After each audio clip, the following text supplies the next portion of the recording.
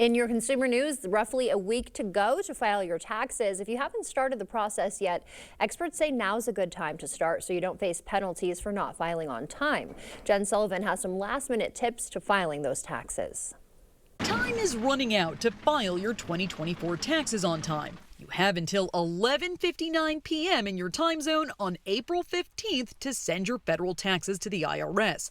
But experts say the sooner you start, the better, because it can take a lot of time to complete. I've seen some people take up to 30 hours just because the understanding of the tax law is confusing. Travis Belton is a tax accountant. He says you can file for an extension, but warns there may be fees. There is a penalty for underpayments if you have an over an amount of $1,000 or more.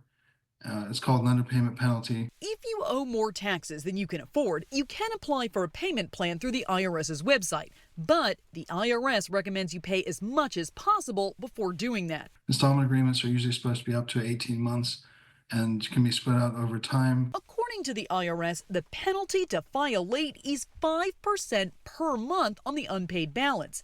But if you work with the IRS and pay at least some of what is owed, you can minimize the late payment penalties. Be warned, the interest rate is 7% per year. It's encouraged to pay as soon as you can in order to avoid additional penalties and interest or consequences. Filing your taxes will take longer for anyone who's had a life-changing event in 2024, like getting married or having a child.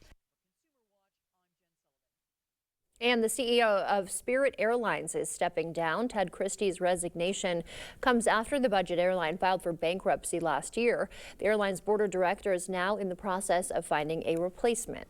Your next iPhone may be coming from India instead of China, thanks to President Trump's tariffs. Sources say Apple plans to shift more production from China to India.